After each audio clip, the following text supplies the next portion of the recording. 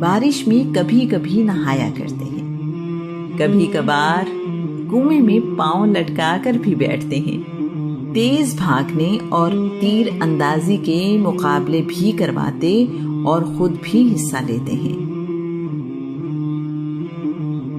آج کا عنوان ہے ہمیں اس کا فیصلہ منظور ہے۔ اللہ کے نبی ابراہیم سے لے کر آج تک کعبہ لوگوں کی توجہ کا مرکز ہے۔ اس گھر کا حج کم و بیش ہمیشہ ہی ہوتا رہا ہے۔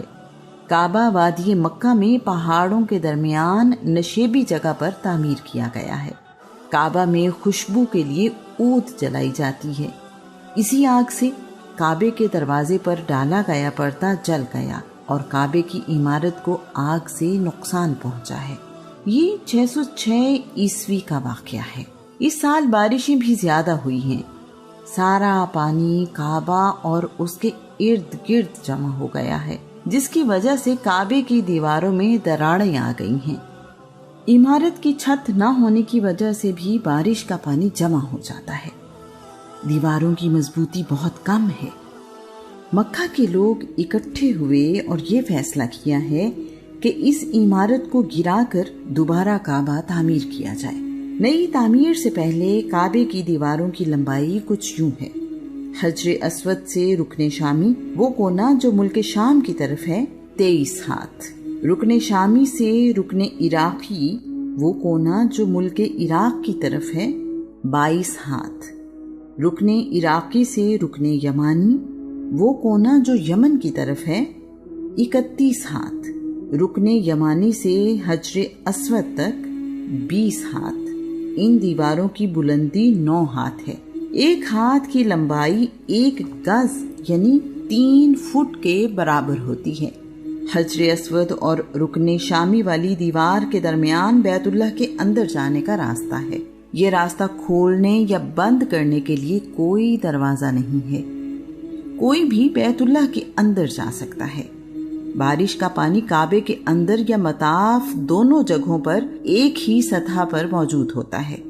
اس سال کے سیلاب نے عمارت کو اس قدر نقصان پہنچایا ہے، ڈر ہے کہ عمارت کسی بھی وقت گر سکتی ہے۔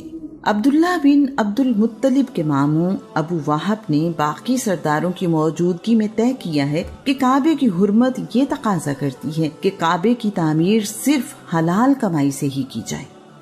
اس کے لیے سب سے حلف لیا گیا ہے کہ کسی بھی ایسے کام سے کمائی ہوئی دولت استعمال نہیں ہوگی جو حرام یا ممنوع ہو، نہ تو کسی سے لوٹا ہوا مال استعمال ہوگا، نہ جوئے میں جیتی ہوئی رقم۔ کعبے میں موجود تمام بت اٹھا لیے گئے ہیں اور انہیں احتیاط کے ساتھ سنبھال لیا گیا ہے۔ نئی تعمیر کا فیصلہ کر لینے کے بعد مشکل مرحلہ یہ ہے کہ کعبے کی عمارت کو گرائے کون۔ اس کام کے لیے کوئی بھی تیار نہیں ہے۔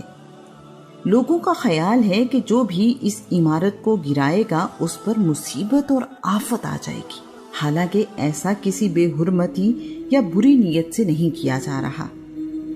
ولید بن مغیرہ مخزومی نے ہمت دکھائی، کدال پکڑی اور کعبے کی دیوار توڑنا شروع کر دی۔ سب لوگ اگلی صبح کا انتظار کر رہے ہیں اور ڈر رہے ہیں کہیں ولید پر کوئی مصیبت نہ آ جائے۔